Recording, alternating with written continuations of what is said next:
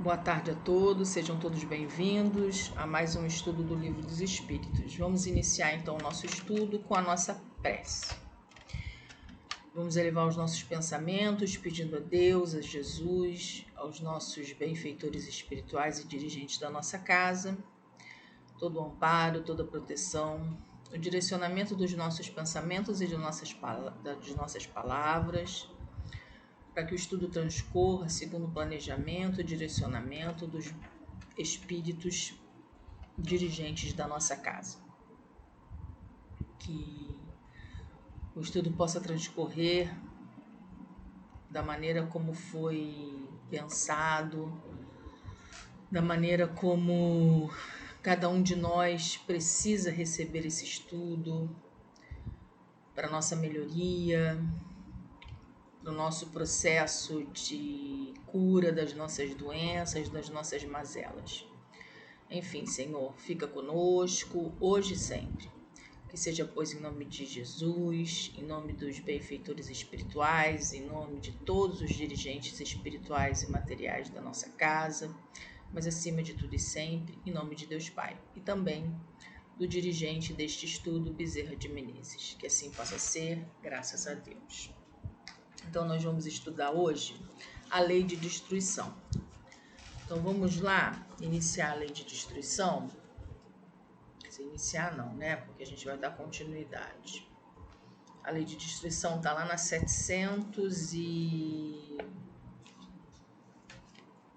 Deixa eu pegar aqui a pergunta que a gente vai dar continuidade. Destruição necessária e abusiva.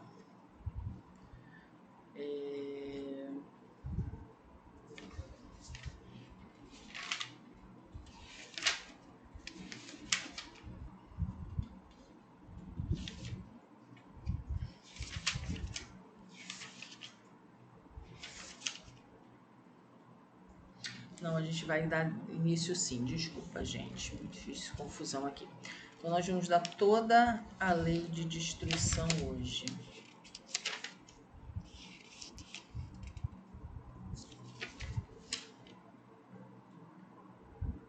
Da 728. Deixa eu confirmar aqui no que eu recebi. Espera só um pouquinho.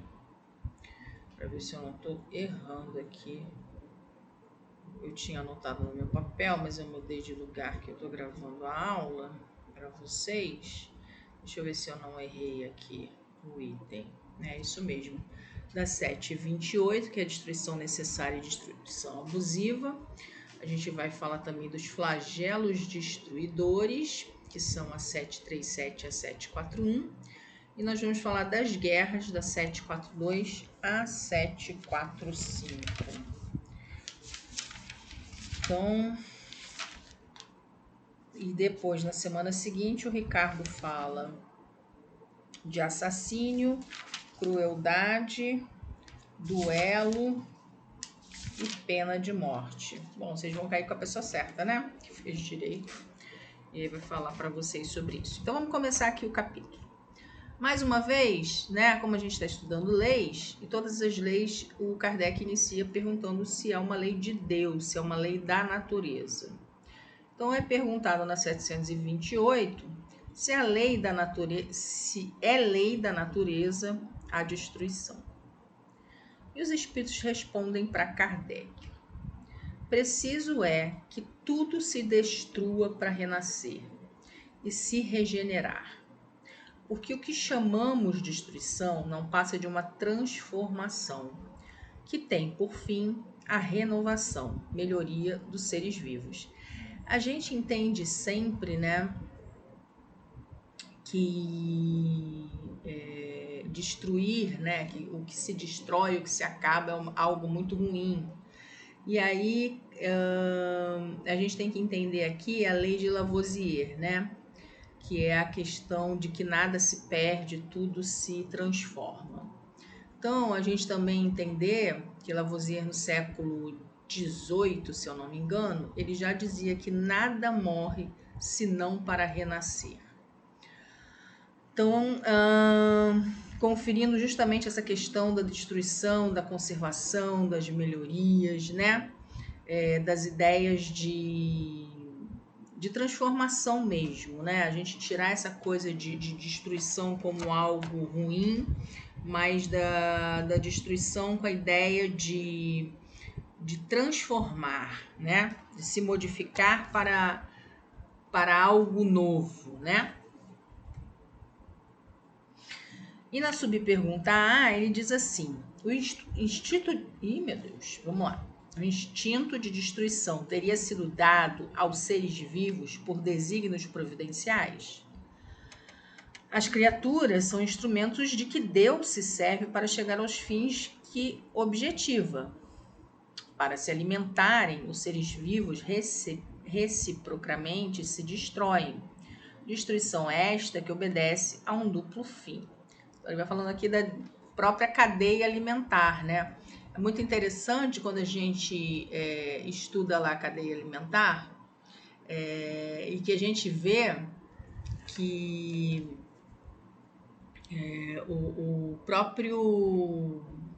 a própria fotossíntese, né? Ou a própria... vamos pensar na fotossíntese, né? O CO2 lá... ela vai para a árvore, né? Quer dizer, a respiração é uma troca de CO2 com O2, né? Porque a nossa respiração, né? A gente precisa do oxigênio das plantas. E aí a gente vê que nesse processo todo, né? As plantas elas vão precisar, né, a gente vê lá, a transformação da respiração. É que eu não quero entrar muito nessa parte de respiração celular nem nada disso, mas vamos pensar na respiração celular bem basiquinha. A gente tem lá o CO2 que se combina com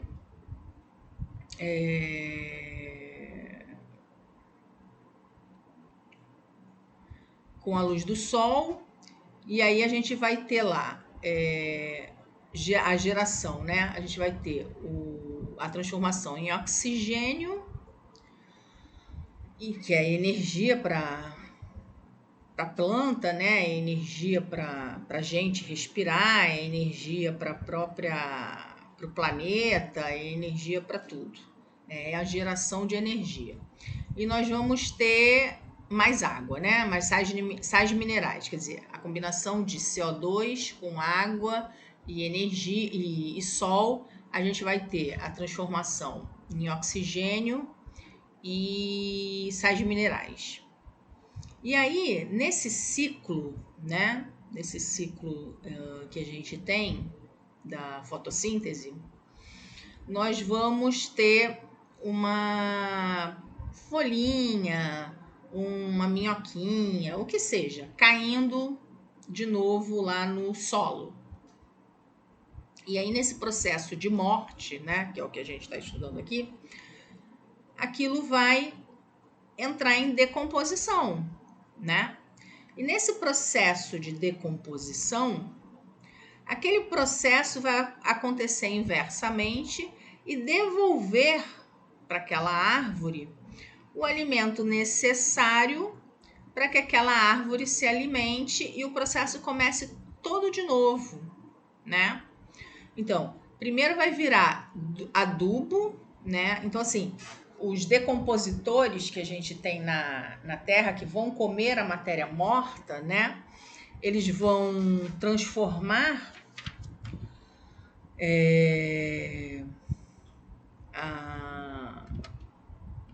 aquele composto em substância para que a terra possa se aproveitar, né? Para que tenha, acho que é nitrato, não é? Esqueci o nome agora. Esqueci o nome, mas acho que é nitrato. Para que a terra possa se enriquecer e que aí esse processo volte novamente para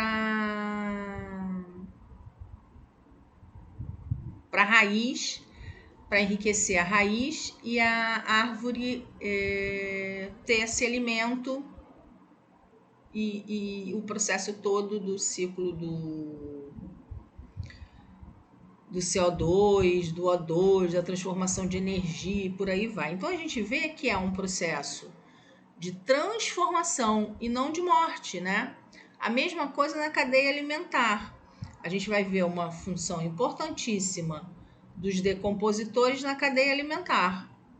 E qualquer coisa que você mexa ali, você vai ter um desequilíbrio, né? Você vai ter primeiro as plantas, né, produzindo seu próprio alimento. Se a gente não tivesse a planta produzindo seu próprio alimento, você não teria você não teria o alimento, né? Porque a gente mesmo, os consumidores primários, a gente não produz, né? Nós nem somos os consumidores primários, muitas vezes, são os herbívoros, né?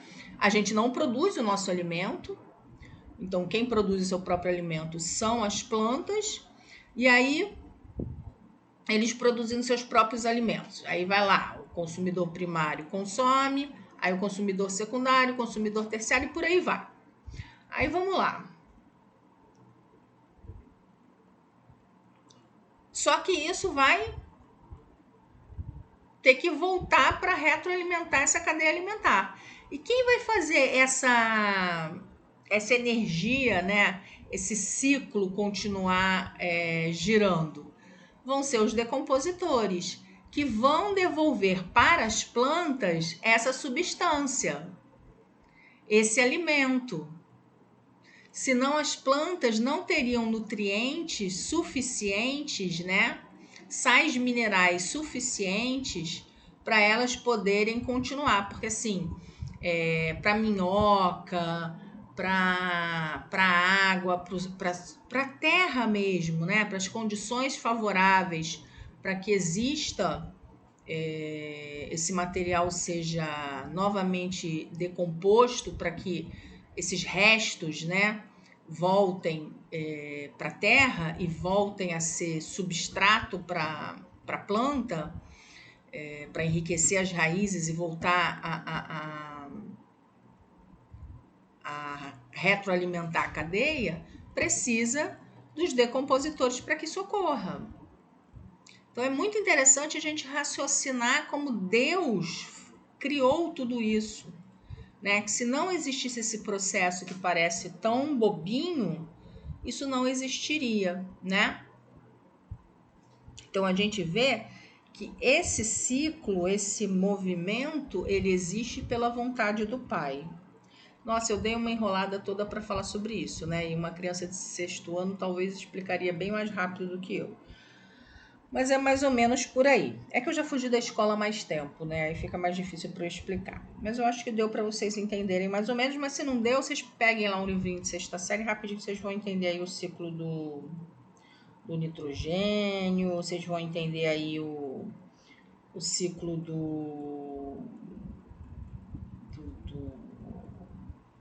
da cadeia alimentar, como é que voltam aí os decompositores aí, como eles são importantes na cadeia alimentar, né? Então vamos lá. Se a regeneração, na 729, se a regeneração dos seres faz necessária a destruição, por que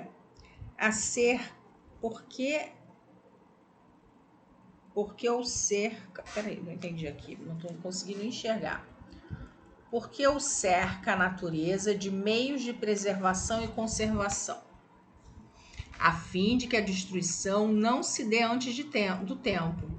Toda destruição antecipada obsta ao desenvolvimento do princípio inteligente. Por isso foi que Deus fez que cada ser experimentasse a necessidade de viver e de reproduzir. Óbvio, né, gente? Óbvio. A gente tem que ter um tempo. Como que a gente vai desenvolver a nossa inteligência se a gente não tivesse o tempo necessário? Então, a lei de conservação é até para que a gente possa ter esse desenvolvimento do princípio inteligente. Então, Deus criou o livre-arbítrio, mas o homem criou... Não, peraí.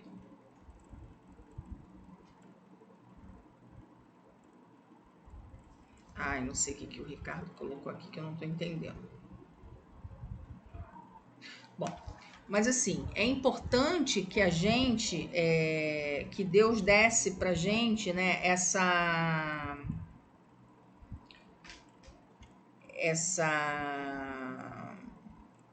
esse tempo da gente se desenvolver, porque senão, né, se a gente não tivesse essa oportunidade, como que nós íamos nos desenvolver? Mais uma vez a gente voltando lá para os bancos da escola, o que a gente percebe? Que toda vez que se tivesse na mão do homem fazer as coisas, a gente mexe o quê? No equilíbrio de Deus. Então, toda vez que o homem mexe na cadeia alimentar, ele faz besteira. Então, Deus controla exatamente isso. A gente não precisa mexer lá na questão da criação de Deus. A gente vê que a cadeia alimentar, quando está uma população muito grande enquanto o homem não mexeu, né? Vamos imaginar aqui um lugar que tem muita mosca. Então, vai ter sapo suficiente para comer mosca para que haja um equilíbrio. A gente não precisaria mexer nesse equilíbrio. Naturalmente, a natureza se incumbiria de fazer isso. Mas nós vamos lá e nós mexemos naquilo que Deus perfeitamente criou o mecanismo. Então, se nós não mexêssemos nisso, tudo estaria perfeito segundo a lei de Deus. Só que a gente vai lá e faz o quê? A gente mexe nesse equilíbrio de Deus, que ele fez exatamente para que a gente pudesse se manter o quê? Conjuntamente com a lei de conservação, a gente se mantivesse tempo suficiente para dar tempo de desenvolver o princípio inteligente, porque senão a gente ia morrer, não ia dar tempo, né? Nós não íamos ter tempo de desenvolvimento desse princípio inteligente. 730. Uma vez que a morte não faz passar a uma vida melhor, nos livra dos males desta, sendo, pois, mais de desejar do que de temer, porque lhe tem o homem instintivamente tal horror, que ela lhe é sempre motivo de apreensão. Já disse que o homem deve procurar prolongar a vida para cumprir a sua tarefa. Tal o motivo porque Deus lhe deu um instinto de conservação, instinto que o sustenta nas provas. A não ser assim, ele muito frequentemente se entregaria ao desânimo. A voz íntima que o induz a repelir a morte lhe diz que ainda pode realizar alguma coisa pelo seu progresso. A ameaça de um perigo constitui aviso para que se aproveite da dilação que Deus lhe concede. Mas ingrato o homem rende graças mais vezes à sua estrela do que ao seu Criador. Então, nós temos sim o temor da morte, até por necessidade de nos conservarmos, né? Então, é necessário que a gente tenha um pouco, sim, de medo, né? O medo é necessário, e aí corrobora até com a pergunta anterior. Esse medo é necessário até para que a gente, além de ter o tempo de desenvolvimento, né, do princípio inteligente, a gente consiga vencer, né, se sustentar nas provas da vida, não desanimar, porque senão, com tantas tribulações, com tantas questões, a gente poderia desistir mesmo com mais facilidade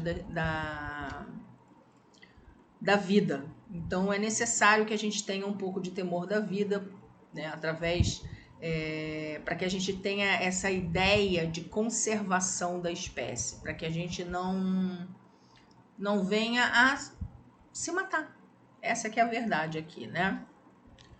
731. Por que ao lado dos meios de conservação colocou a natureza os agentes de destruição? Então, por que conservação tem os agentes de destruição? E aí ele diz, é o remédio ao lado do mal. Já dissemos, para manter o equilíbrio é servir de contrapeso. Por quê? Porque é o que a gente estava falando. Precisa equilibrar a situação. Às vezes, se você não tiver em excesso alguma coisa, você precisa destruir para recomeçar, porque senão aquele excesso vai levar a um desequilíbrio. Então precisa muitas vezes transformar, né, para vir algo novo ou para que aquilo não vire um excesso. E aí a gente deu o exemplo aí, por exemplo, dos sapos com os mosquitos, né? Se a gente deixar a população de moscas crescer muito numa região, de mosquitos crescer muito numa região, o que vai acontecer, né? A gente vai tacar inseticida? Não. Aí, o que Deus tem de ideia ali, né? Ele mesmo cuida que os sapos vão lá e comam aqueles mosquitos, né? A população de sapos ali vai cuidar que os mosquitos sejam comidos e destruídos. Então, conservação, destruição. Os sapos, para conservarem as pessoas, vão comer os mosquitos, né? Vou imaginar o próprio seria um exemplo até de combate da dengue aí. Em vez da gente precisar de tantas outras medidas para combater a dengue, a gente utilizar os sapos para comer os mosquitos e combater de repente a dengue. Seria uma medida muito mais segura, muito mais tranquila, né? Só que a gente muitas vezes mexe nesse equilíbrio divino. E aí a gente faz um monte de besteira, né? Aí a gente joga, deixa pneu, deixa garrafa, deixa um monte de coisa. Isso não é criação de Deus. Pela criação de Deus, se a gente não mexesse nesse equilíbrio dele, os sapos sozinhos cuidariam desse equilíbrio. Eles comeriam esses mosquitos, né? E tudo bem. Só que aí a gente deixa tudo empoçar, a gente deixa esgoto a céu aberto. Aí são os outros desequilíbrios aí que não entram aqui na questão, né? Vamos lá para 732. Será idêntico em todos os mundos a necessidade de destruição? E aí a gente sabe que idêntico não é. Ele vai falar que guarda proporções. Então, quanto mais avançado esse mundo, vai ser melhor a situação lá. Quanto menos avançado, vai ser pior a situação lá. 733. Entre os homens da terra, existirá sempre a necessidade da destruição? Essa necessidade se enfraquece no homem à medida que o espírito sobrepuja a matéria. É o que a gente acabou de falar. Quer dizer, moralmente, quando o homem caminha moralmente, essa questão da destruição, ela vai diminuindo. Por quê? Porque o homem está mais moralizado. Assim é que, como pode observar, o horror à destruição cresce com o desenvolvimento intelectual e moral. 734. Em seu estado atual, tem o homem o direito ilimitado de destruição sobre os animais?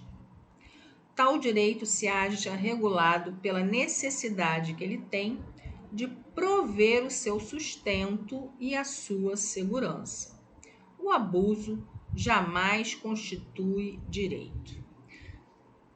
Que fique bem claro, né? Que fique bem claro. E que a gente pare e pense, né? Que a gente pare e pense, inclusive, das necessidades que nós temos. Até mesmo de hábitos. E aqui eu não estou aqui falando, vamos virar vegetarianos, vamos virar plant-based. Não estou falando nada disso. Mas olha só, vou dar um exemplo bem bobinho, tá? E aí a gente parar e pensar. Quando eu era pequena, eu comia carne todos os dias. E culturalmente, a maioria das pessoas comiam carne todos os dias. Hoje, eu não sinto mais necessidade de comer carne. Eu como frango, né? Eu não deixo de comer carne, mas eu digo carne vermelha. Eu não tenho mais necessidade de comer carne vermelha. Mas eu como outras fontes de proteína. E aí você começa também a pensar não só nisso, você começa a repensar várias outras coisas que você talvez não tenha tanta necessidade de se alimentar. E que talvez você esteja ajudando o planeta, né? Você pode rever a sua forma de consumo, né? E que você às vezes ajuda a destruir. Então, são reflexões que você tem que fazer. Se você sabe, por exemplo, que aquele batom que você comprou vai ser feito em laboratório que utiliza animais, não compre aquele batom. Se você sabe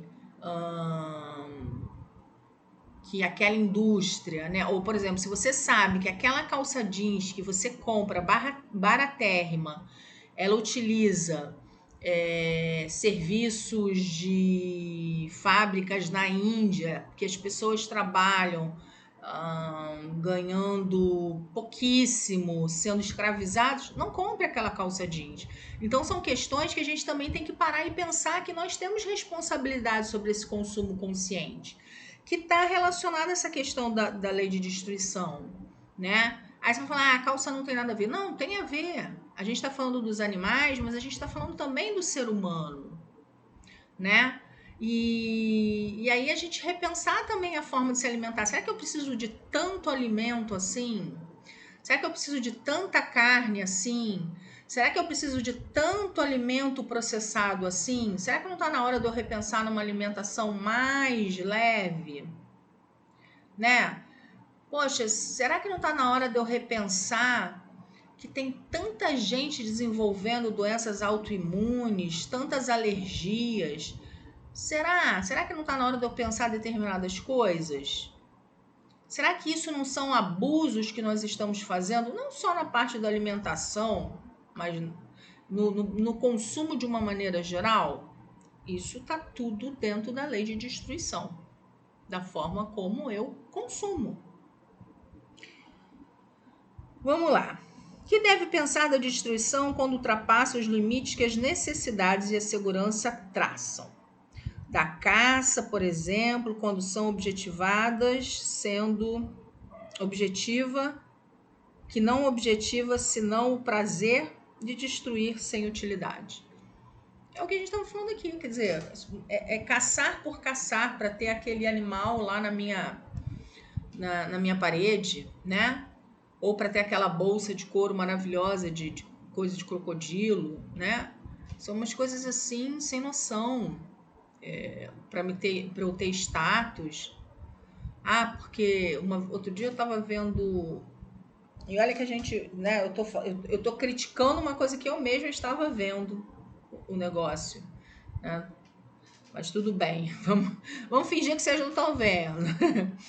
E aí eu tava vendo a menina falando que o sonho dela, porque todas as amigas tinham, então com o primeiro salário dela foi comprar uma bolsa, e quando ela falou o preço da bolsa, eu caí para trás. Mas olha, nós somos capazes disso. Nós somos capazes disso. É como se aquilo fosse nós sermos aceitos em grupos, sermos aceitos em... É como se a gente entrasse para... sei lá, agora eu sou advogada e todos os advogados têm aquela bolsa, então eu tenho que ter aquela bolsa também. Agora eu sou do grupo do Joãozinho, todos do grupo do Joãozinho têm o carro amarelo, e aí eu tenho que ter o carro amarelo. Então, assim, são coisas que a gente tem que parar e refletir muito sobre isso. 736. Especial merecimento terão os povos que levam ao excesso o escrúpulo contra a destruição dos animais? Esse excesso, no tocante a um sentimento louvável em si mesmo, se tornam abusivo e o seu merecimento fica neutralizado por abusos de muitas outras espécies. Entre tais povos, há mais temor supersticioso do que verdadeira bondade. Olha que coisa, né, gente? Às vezes a gente ali oculta a bondade, a gente, por trás da bondade, na verdade, a gente acha que é um ato de verdadeira bondade, mas está ali oculto ali outras coisas, né? E os flagelos destruidores, que a gente começa aqui a estudar na 737. Com que fim fere Deus a humanidade por meio de flagelos destruidores? E aí? Para fazê-los progredir mais depressa. Já não dissemos ser a destruição uma necessidade para a regeneração moral dos espíritos? Que em cada nova existência sobe um degrau na escala do aperfeiçoamento?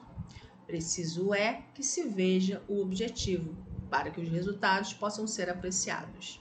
Somente do vosso ponto de vista pessoal os apreciais. Daí vem que os qualificais de flagelos, por efeito do prejuízo que vos causo. Essas subversões, porém, são frequentemente necessárias para que mais prontos se dê o advento de uma melhor ordem de coisas e para que se realize em alguns anos o que teria exigido muitos séculos. Quando a gente está na matéria, a gente só consegue enxergar aquilo ali, né? A palavra que eu vou usar é desgraça. A gente só consegue ver tudo que foi perdido, principalmente na questão da matéria. Então, por exemplo, quando a gente viu as últimas chuvas de Petrópolis, a gente só conseguiu ver o ônibus sendo arrastado com um monte de crianças, pessoas perdendo casa, a tristeza que foi. E realmente não é para a gente não ficar consternado, não é para a gente não sentir por aquelas pessoas.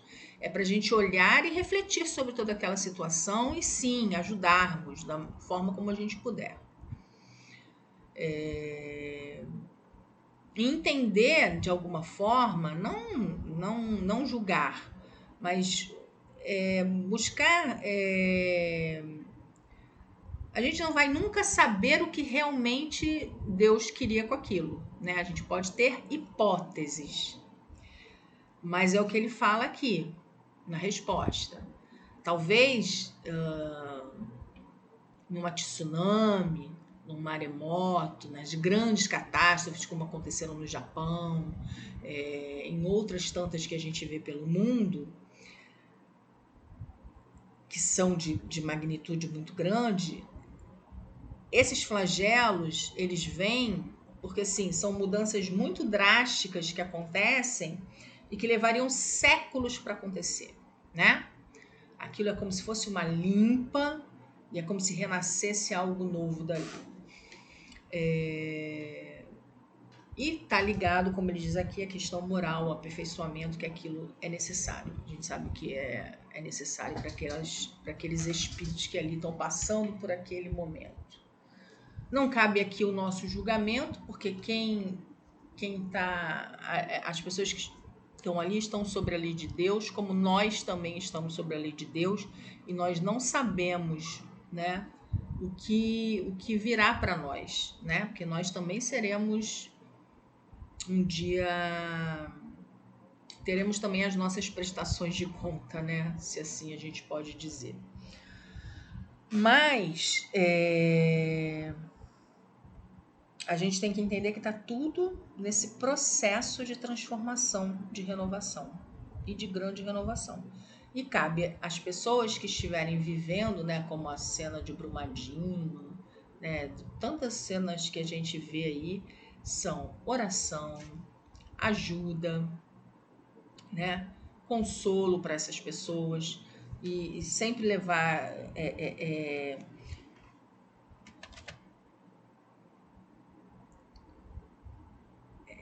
a gente não vai dizer, às vezes aquele que passa, né, não vai ter o entendimento, porque aí vai depender de pessoa para pessoa.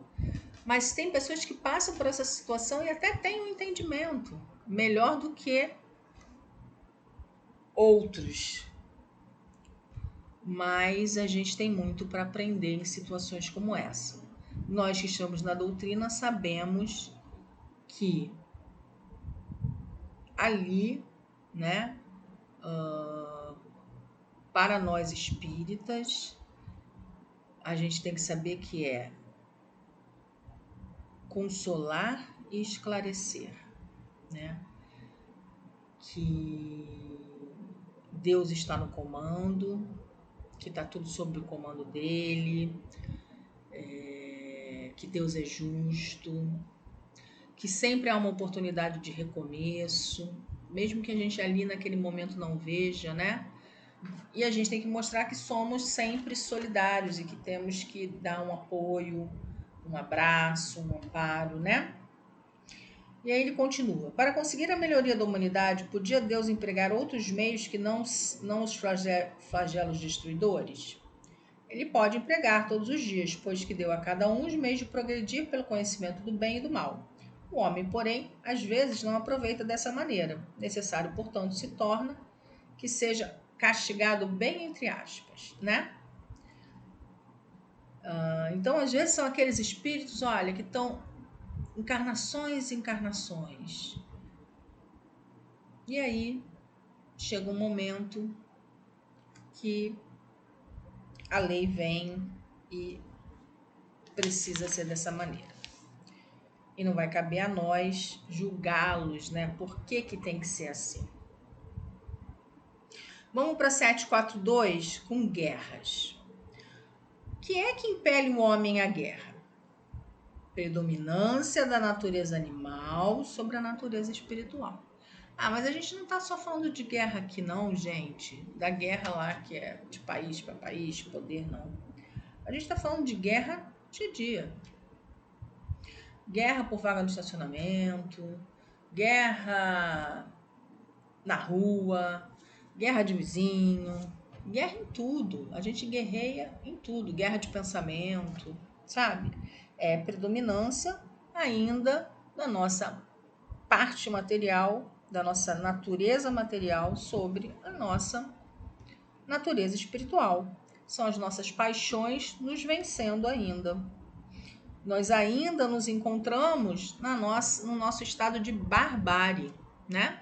Porque quando a gente guerreia com o outro, mostra ainda que a gente está mais para bárbaro do que para ser espírito, né?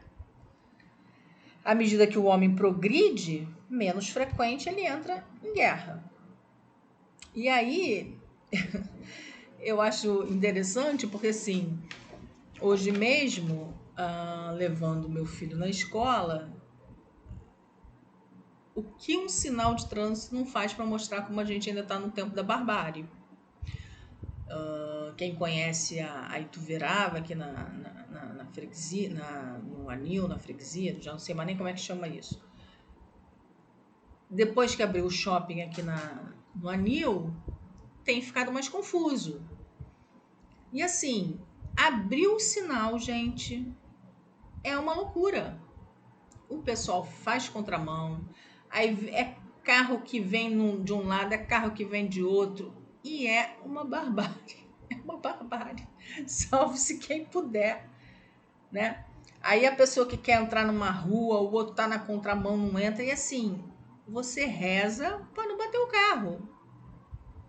E a gente sente, sem brincadeira, o quanto a gente está afastado do nosso ser espiritual ainda.